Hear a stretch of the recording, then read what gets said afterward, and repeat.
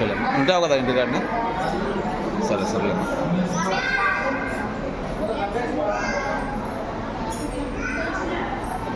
Media మిత్రులకు నమస్కారము.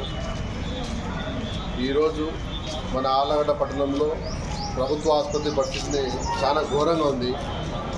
ఎందుకంటే ఈ విషయం నేను మీడియా ద్వారా తెలియాలి అనుకుంటే, ఇక్కడ ఆసుపత్రి 30 పడకల నుంచి 50 పడకలు అయిందని చెప్పి చాలా సంతోషపడుతున్నాము. కానీ దాని తగ్గట్టు వసతులు మటుకు ఇక్కడ హాస్పిటల్లో లేవు. ఓపీ తీసుకోవడానికి వృద్ధులు కానీ గర్భవతులు కానీ చాలామంది ఎంత అవస్థలు పడుతున్నారంటే, ఉదయం నుంచి ఓపీ రాపించుకోనికే కనీసం అంటే 2 గంటలు పడుతుంది.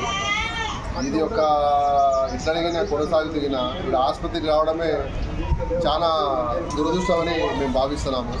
తక్షణమే ఇక్కడ ఉన్నటువంటి అధికారులు, ప్రభుత్వం సంబంధించిన ఈ హాస్పిటల్కి సంబంధించిన వాళ్ళు ఎవరున్నారో దీని మీద స్పందించి ఓపీ లైన్లు కూడా బాగా ఉండేటట్టు, లేడీస్ కానీ గర్భవతులు కానీ వృద్ధులకు కానీ వాళ్ళ వసతి చేస్తే చాలా మేలవుతుంది. లేదంటే వాళ్ళు కళ్ళు తిరిగి పడిపోయే పరిస్థితి ఉంది.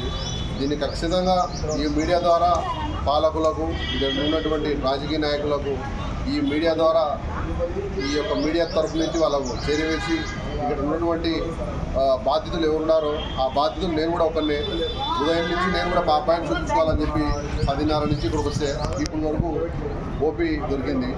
దీన్ని ఖచ్చితంగా మేము ఆళ్లగడ్డ జేఏసీ కమిటీ తరఫు నుంచి ఖండిస్తున్నాము. ఇటువంటి పరిస్థితులు మన ఆళ్లగడ్డ జరగకుండా మరొకసారి ఇక్కడ ఉన్నటువంటి ప్రభుత్వ అధికారులు ఎవరైతే ఉన్నారో దీని మీద చర్య తీసుకొని వాళ్ళకు ఓపీ సహకారం అందించి ఇక్కడ ఉన్నటువంటి ప్రజలు చాలా మేలు చేస్తారని చెప్పి ఈ మీడియా ద్వారా న్యాయం జరుగుతుందని చెప్పి నేను తెలియజేసుకుంటూ సెలవు తీసుకుంటాను. Allagadda joint action committee convener బ్యూరోల వారు.